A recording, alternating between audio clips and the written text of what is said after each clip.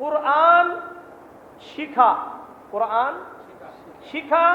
3 নম্বর কোরআন অন্যদেরকে শিক্ষা দেওয়া, কোরআন শিখা এবং অন্যদেরকে শিক্ষা দেওয়া একসাথে বললাম। জামিআ তিরমিজি 2091 নম্বর হাদিস। عن أبي هريرة رضي الله تعالى عنه قال قال رسول الله صلى الله عليه وسلم تعلموا القرآن والفرائض وعلموا الناس فإني مقبوس। আবু হুরায়রা রাদিয়াল্লাহু তাআলা আনহু বর্ণনা করেন, আল্লাহর রাসূল সাল্লাল্লাহু আলাইহি ওয়াসাল্লাম বলেন, তোমরা কোরআন শিখো এবং ফারায়েজ শিখো। ফারায়েজ মানে উত্তরাধিকারী যে বন্টনমালা, বন্টন নীতিমালা আছে, এটাও শিক্ষা করো। ওয়াল্লিমুন নাস, কোরআন অন্যদেরকে শিক্ষা দাও। কোরআন নিজেও শিখতে হবে, অন্যদেরকেও শিক্ষা দিতে হবে। ফারায়েজ নিজেও শিখতে হবে, অন্যদেরকেও শিক্ষা দিতে হবে। কেন? ইন্নী মাকবুস, কেননা আমি তো দুনিয়া থেকে চলে যাব, সুতরাং আমি যেহেতু চলে যাব, তোমরা আমার কাছ থেকে শিখো, তোমরা আবার শিক্ষা দিবে, এইভাবে কিয়ামত পর্যন্ত চলতেই থাকবে। তাহলে এখান থেকে আমরা পাইলাম যে কোরআন শিখা এবং অন্যদেরকে শিক্ষা দেওয়া। শুধু তাই নয়, যারাই কোরআন শিখে এবং অন্যদেরকে শিক্ষা দেয় তারাই দুনিয়াতে শ্রেষ্ঠ। সহিহ বুখারী 5027 নম্বর হাদিস। عن عثمان بن عفان رضي الله تعالى عنه قال قال رسول الله صلى الله عليه وسلم خيركم من تعلم القرآن وعلمه। উসমান ইবনে আফফান রাদিয়াল্লাহু তাআলা আনহু বর্ণনা করেন, আল্লাহর রাসূল সাল্লাল্লাহু আলাইহি ওয়াসাল্লাম বলেন, তোমাদের মধ্যে দুনিয়াতে তারাই শ্রেষ্ঠ যারা কোরআন শিখে এবং অন্যদেরকে শিক্ষা দেয়। যারা কোরআন শিখে এবং অন্যদেরকে শিক্ষা দেয়। শুধু তাই নয়, এদের ব্যাপারে রাসূলুল্লাহ বলেছেন এরা আল্লাহর পরিবারের লোক। সুনানে ইবনে মাজার 215 নম্বর হাদিস। عن أنس بن مالك رضي الله تعالى عنه قال قال رسول الله صلى الله عليه وسلم إن لله أهلين من الناس। আনাস ইবনে মালিক রাদিয়াল্লাহু তাআলা আনহু বর্ণনা করেন, আল্লাহর রাসূল সাল্লাল্লাহু আলাইহি ওয়াসাল্লাম বলেন, দুনিয়াতে আল্লাহর কিছু পরিবারের লোক, কিছু বিশেষ লোক রয়েছে। ক্বালু ইয়া রাসূলুল্লাহ মান হুম? সাহাবারা বললেন, ইয়া রাসূলুল্লাহ, কোরআনের আয়াত আছে লাম ইয়ালিদ ওয়া লাম ইউলাদ, আল্লাহর কোনো বাবা মা নাই, আল্লাহর কোনো সন্তান নাই। আপনি আবার বলেন আল্লাহর পরিবারের লোক আছে।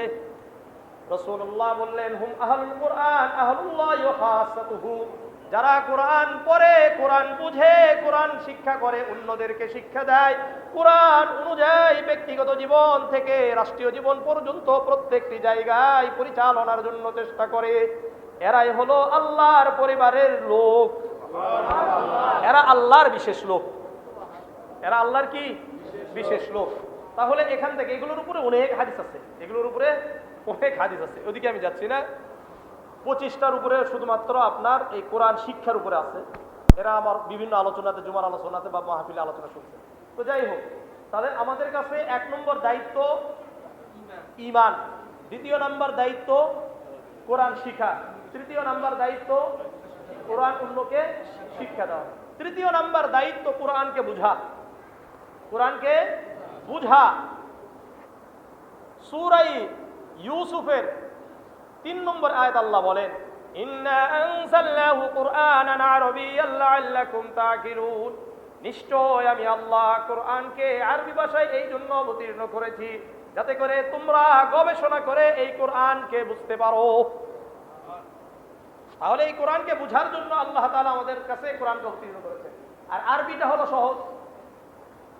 সূরাতুল কমারের 17 নম্বর আয়াত আল্লাহ বলেন, ওয়ালাকাদ ইয়াসসারনাল কুরআনা লিযিকরি ফাহাল মিন মুদ্দাকির, আমি আল্লাহ কোরআনকে সহজ করে দিয়েছি যারা কোরআন নিয়ে চিন্তা করতে চায়, গবেষণা করতে চায়। বুঝা আসছে? তাহলে কোরআনকে বুঝতে হবে। যদি আপনি কোরআন বুঝেন, কোরআন শিখেন, কোরআন অন্যদেরকে শিক্ষা দেন, কোরআনকে বুঝেন, তখন না আপনি এই কোরআনের উপর আমল করা সহজ। তাহলে 4 নম্বর দায়িত্ব কি গেল? কোরআনকে বুঝা। 5 নম্বর দায়িত্ব কোরআনকে তেলাওয়াত করা। কোরআনকে তেলাওয়াত করা। আমরা অনেকে তেলাওয়াত করতে চাই না, অথচ তেলাওয়াত করতে হবে। না তেলাওয়াত করলে সমস্যা আছে। কোরআনের যে হক, মাহজুর আর তাফসীর সব আমি যতগুলো বলবো এটা হলো মাহজুর আর কি তাফসীর। মানে হলো পরিত্যাগ করছে, যে পরিত্যাজ্য মনে করেছে তারা, এর অর্থ হলো এই যে সবগুলো বুঝে আসছে। সূরাতুল আনকাবুতের ৪৫ নম্বর আয়াত আল্লাহ বলেন, উতলু মা উহিয়া ইলাইকা মিনাল কিতাব, হে নবী আপনার উপর যে কোরআনকে অবতীর্ণ করা হয়েছে এটা আপনি তেলাওয়াত করেন। এটা আপনি কি করবেন? তেলাওয়াত করতে হবে। এটা আল্লাহ রসুলকে আদেশ করা হচ্ছে, যার উপর কোরআন অবতীর্ণ হয়েছে। সূরাতুল বাকারার ১২১ নম্বর আয়াত আল্লাহ বলেন, আল্লাযীনা আতাইনাহুমুল কিতাবা ইয়াতলুনাহু হাক্কা তিলাওয়াতিহি, আমি আল্লাহ তাদেরকে এই কোরআন দিয়েছি, কিতাব দিয়েছি, যাতে করে তারা এই কোরআনকে যথাযথভাবে তেলাওয়াত করে। ওয়ারাত্তিলিল কুরআনা তারতিলা, একেবারে শুদ্ধ বিশুদ্ধভাবে তেলাওয়াত করে। সুতরাং ৫ নম্বর দায়িত্ব হলো কোরআনকে শুদ্ধ করে তেলাওয়াত করা। কোরআনের এটা হক, কোরআনের প্রতিদিনের হক এগুলো। আমরা চিন্তা করব নিজেরা আমরা কি তেলাওয়াত করছি কিনা। যদি এই যে আমি যেগুলো বলবো এগুলো যদি আপনি করেন তাহলে মনে করবেন যে আপনি মাহজুরা থেকে বের হয়ে গেলেন, মানে আপনি কোরআনকে ছেড়ে দেন নাই, কোরআনকে ধরেছেন। কোরআনের প্রতি আমার আপনার দায়িত্ব আমি পালন করছি। ৬ নম্বর, কোরআন অনুযায়ী আপনাকে আমাকে আমল করতে হবে। কোরআন অনুযায়ী আমল করতে হবে। সূরাতুল আরাফের ৩ নম্বর আয়াত আল্লাহ বলে, ইত্তাবিউ মা উনজিলা ইলাইকুম মির রাব্বিকুম, ইত্তাবিউ মা উনজিলা ইলাইকুম মির রাব্বিকুম, তোমাদের রবের পক্ষ থেকে তোমাদের কাছে যেই কোরআন অবতীর্ণ হয়েছে এগুলো, এই কোরআনের উপর তোমরা অনুসরণ করো, এই কোরআন অনুযায়ী তোমরা আমল করো। সুতরাং কোরআন আমাদেরকে কি দিক নির্দেশনা দিচ্ছেন এগুলোর উপর আমাদেরকে আমল করা। এখন আমি খুব মনে করলেন বক্তব্য দিয়ে চলে গেলাম, ফজরের নামাজ আমার নাই, খুব বক্তব্য দিয়ে চলে গেলাম, আমার ব্যক্তিগত জীবনে ইসলাম নাই, আমার পারিবারিক জীবনে ইসলাম নাই, আমার সামাজিক জীবনে ইসলাম কোথাও নাই, খালি আমি করলাম হ্যাঁ এই করতে হবে সেই করতে হবে। এত সহজ নয়। আগে আমার ব্যক্তিগত জীবনটা সুন্দর করতে হবে, ইসলাম অনুযায়ী করতে হবে, আল্লাহর কাছে দোয়া করতে হবে। আমি তো বারবার একটা কথা বলি, দিনে মেহনত হবে, রাতে আল্লাহর কাছে চোখের পানি ঝরাইতে হবে, তাহলে আল্লাহ রাব্বুল আলামিন সফলতা দান করবেন। নহলে আগামীতেও আমাদের কি আছে, আবারও আমাদের মার আছে, এছাড়া উপায় হবে না। পরিবর্তন, নিজে পরিবর্তন করতে হবে। এখন অনেক ভাইয়েরা বুঝেন না, অনেক ভাইয়েরা মনে করেন কিছু একটা করে ফেলবো, এত সহজ নয়। আপনি অন্য সকল জিনিস হইতে পারে, ইসলাম কায়েম হবে আমলের মাধ্যমেই। সাহাবারা আমলের মাধ্যমে করেছেন, পরবর্তীতে যারাই করেছেন সকলেই আমলের মাধ্যমে করেছেন। সুতরাং আমাদেরকেও আমলের মাধ্যমেই আসতে হবে। আফগানিস্তানরা আমলের মাধ্যমে আসছে, আমাদেরকেও আমলের মাধ্যমে আসতে হবে। আমল ছাড়া কোনোভাবেই সম্ভব নয়, এটা লিখে রাখতে পারেন। এই জন্য আমি আপনাদের হাতে পায়ে ধরে বলবো, যারা আমরা ইসলাম চাই, যারা ইসলামী হুকুমত চাই, ইসলামী রাষ্ট্র চাই, ইসলাম অনুযায়ী পুরা আমার ব্যক্তিগত জীবন থেকে রাষ্ট্রীয় জীবন পর্যন্ত ইসলামকে দেখতে চাই, সবার কাছে আমার অনুরোধ থাকবে যে আমরা সবাই সাহাবাওয়ালা জীবনটা পরিচালনা করার জন্য চেষ্টা করি। আমরা প্রতিদিন কমপক্ষে 2 রাকাত করে নামাজ শুধুমাত্র এই জন্য পড়ব, আল্লাহ যেন আমাকে মৃত্যুর আগে ইসলামী বিধানগুলো রাষ্ট্রীয়ভাবে বাস্তবায়ন হয়েছে এটা দেখে যাওয়ার তৌফিক দান করে। তাহলে আমাদের 6 নম্বর দায়িত্ব কি বলেন? আমল করা। বলেন 7 নম্বর, এটার তাবলীগ ছেড়ে দেওয়া। দায়িত্ব হলো তাবলীগ করা। সূরাতুল মাইদা 67 নম্বর আয়াত আল্লাহ বলেন, ইয়া আইয়ুহার রাসূল বাল্লিগ মা উনজিলা ইলাইকা মির রাব্বিক, হে রাসূল আপনার উপর যেই যা কিছু অবতীর্ণ করা হয়েছে এটার আপনি তাবলীগ করেন, প্রচার করেন, প্রসার করেন, দাওয়াত দেন। যেটা আপনার উপর অবতীর্ণ হয়েছে, মানে পুরা কুরআন আপনার উপর অবতীর্ণ হয়েছে, সুতরাং পুরাটার দায়িত্ব এটা আপনি প্রত্যেককে পৌঁছায় দিবেন। শুধু কি তাই? সহিহ বুখারীর 3461 নম্বর হাদিস, عن عبد الله بن عمر رضي الله تعالى عنه قال قال رسول الله صلى الله عليه وسلم بلغوا عني ولو آية। আব্দুল্লাহ ইবনে আমর রাদিয়াল্লাহু তাআলা আনহু বর্ণনা করেন, আল্লাহর রাসূল সাল্লাল্লাহু আলাইহি ওয়াসাল্লাম বলেন, তোমরা যদি আমার কাছ থেকে একটি আয়াতও জানতে পারো, একটা আয়াতও শিখতে পারো, এটা অন্যদের কাছে পৌঁছে দাও। সুতরাং আমরা একটা আয়াত জানছি, একটা মাসআলা জেনেছি, একটা বিষয় আমরা ইসলাম সম্পর্কে জানতে পেরেছি, এটা আমাদের দায়িত্ব হলো, এটা আমাদেরকে অন্যদেরকে পৌঁছায় দিতে হবে। প্রতিদিন আপনার আমার টার্গেট থাকবে যে অমুক ভাইকে আপনাকে টার্গেট, আমার টার্গেট থাকবে, লক্ষ্য থাকবে যে আমরা এই কয়েকজন মানুষকে মসজিদমুখী করব। আপনি মসজিদমুখী করতে পারলেই তাকে আপনি ইসলাম ঢুকাইতে পারবেন। মসজিদমুখী না করে আপনি তার মধ্যে ইসলাম ঢোকানো যাবে না। মসজিদে আসলেই মানুষ কি হবে? আস্তে আস্তে পরিবর্তন হবে, আস্তে আস্তে সে কোরআন চাইবে, আস্তে আস্তে সে হাদিস চাইবে, আস্তে আস্তে সে দিন চাইবে, এছাড়া হবে না। তাহলে কত নম্বর গেল? 7। 8 নম্বর দায়িত্ব হলো এই কোরআনকে আমাদের জন্য ঔষধ হিসাবে গ্রহণ করা। বুঝে আসছে? সূরা ইউনূসে 57 নম্বর আয়াত আল্লাহ বলেন, ইয়া আইয়ুহান নাসু ক্বাদ জাআতকুম মাউইযাতুম মির রাব্বিকুম ওয়া শিফাউল লিমা ফিস সুদূর। ইয়া আইয়ুহান নাস, হে লোক সকল, ক্বাদ জাআতকুম মাউইযাতুম মির রাব্বিকুম, তোমাদের রবের পক্ষ থেকে একটি উপদেশ বাণী চলে আসছে, মানে কোরআন। ওয়া শিফাউল লিমা ফিস সুদূর, এবং এটা হলো শেফা। এটা কি শেফা? মানে কি আরোগ্য দানকারী, এটা ঔষধ। এটার উপর আমার অনেকগুলো হাদিস আছে, ওগুলো আর যাচ্ছি না।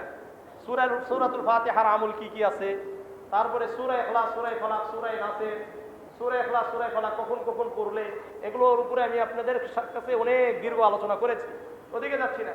এই কোরআনটাকে আমাদের কি নিতে হবে? শেফা হিসাবে নিতে হবে।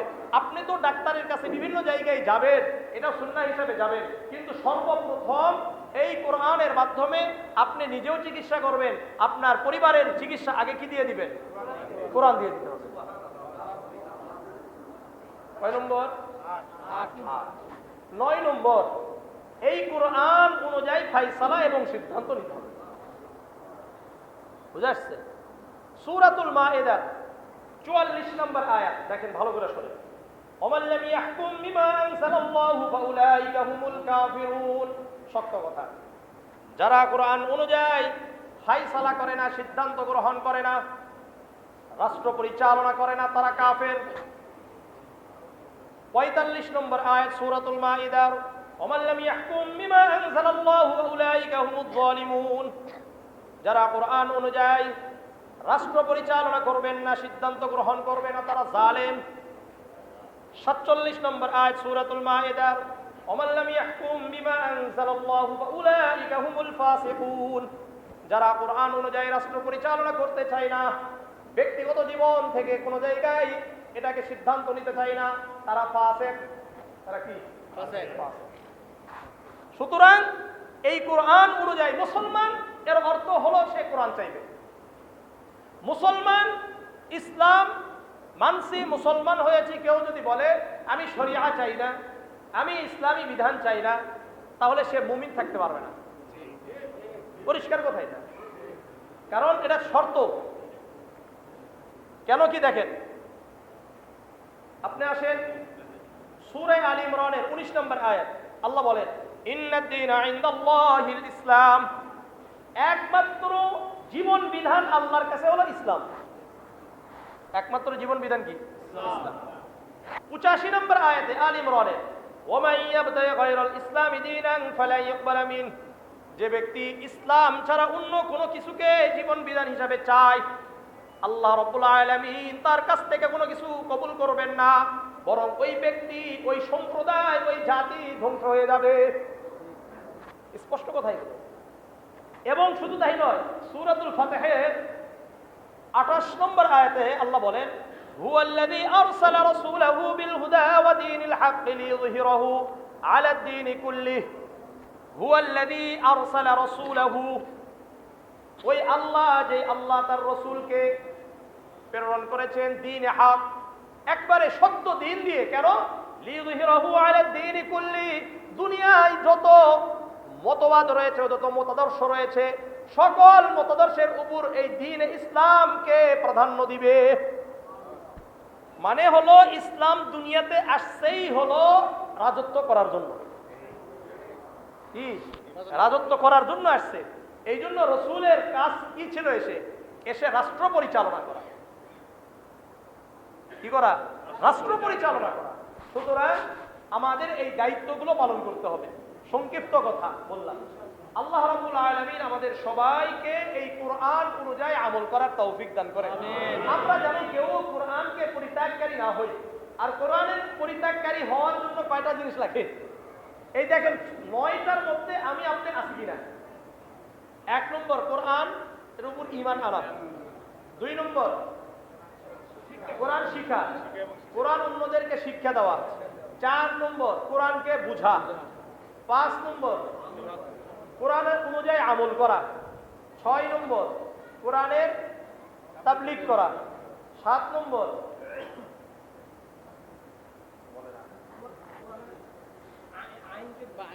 কোরআনকে ঔষধ হিসাবে গ্রহণ করা, 9 নম্বর কোরআন অনুযায়ী সিদ্ধান্ত গ্রহণ করা। তাই না? আল্লাহ তাআলা আমাদেরকে ওই 9টা কোরআনের যে প্রতি আমাদের দায়িত্ব আছে এগুলোর উপর আমল করার তৌফিক দান করুন। আর এটা এককভাবে হবে না, এটা আমাদেরকে অবশ্যই ওয়াতাসিমু বিহাবলিল্লাহি জামিআন ওয়া লা তাফাররাকু, এটা আমাদেরকে ঐক্যবদ্ধভাবেই কাজ করতে হবে। ঐক্যবদ্ধভাবে কাজ না করলে কখনোই এই বাংলাদেশে, আমি ওই যে আগেই বলে দিচ্ছি যে আমাদের শাখা কয়টা? 3টা শাখা বলছে। এই 3টা শাখাতে যে যেখানে আছেন তারা সবাই হকের উপরে আছে, যদি তাদের আমলগুলো কোরআন হাদিস অনুযায়ী হয়। এখানে যদি বেদাত না ঢোকে, এখানে যদি ইসলামের বহির্ভূত কোনো কাজ না ঢোকে। এখন আমি নামাজ পড়ি, সেটাও যদি কোরআন হাদিস অনুযায়ী না হয় তাহলে নামাজ হবে? নামাজ হবে না। ঠিক তেমনি ভাবে আমি তালিম, তাসকিয়া যেই কাজগুলোই করি না কেন, সাধারণত তাসকিয়ার কাজ পীর মাশায়েখরা করে, কিন্তু দেখা যাচ্ছে যে পীর মাশায়েখ নিজেরাই বেদাতের মধ্যে কি আছে? জড়িত আছে। তারা নিজেরাই কবর পূজা করে, মাজার পূজা করে। এখানে আমি একটা কথা বলতে চাই, এই যে আমাদের যে ভাইয়েরা অতি উৎসাহী হয়ে মাজারগুলো ভেঙে দিচ্ছেন, এটা ঠিক না। মাজার ভাঙানোর দরকার নাই। এটা এক সময় যখন নাকি রাষ্ট্রভাবে আসবে তখন করবে। এখন আমরা ভাঙার মানে হলো আপনি দেশটাকে অস্থিতিশীল করবে, এটা ঠিক নয়। বরং তাদের সাথে আপনি গিয়ে পড়বে, যেমন নাকি শাহপরান বিভিন্ন মাজারগুলোতে ওই এলাকার উলামায়ে কেরামরা গিয়ে তাদেরকে বুঝিয়েছে যে আপনারা আজকে থেকে এখানে কোনো কি ইসলামের বহির্ভূত কোনো কাজ করতে পারবেন না। যদি মানতে পারেন তাহলে আমরা আপনাদের সাথে আছি, যদি মানতে না পারেন তাহলে এটা কি করা হবে? এটা নিয়ে আমরা এটা নিয়ে কি নেব? উদ্যোগ নিব। আলহামদুলিল্লাহ মেনে নিচ্ছে, সমস্যা কি আসে। এরপরে কি করা যায়? এরপরে তারা যেইভাবে মাজারগুলোকে পরিচালনা করছে, এটা নিয়ে ওই জায়গাতে উলামায়ে কেরামরা বসতে পারে।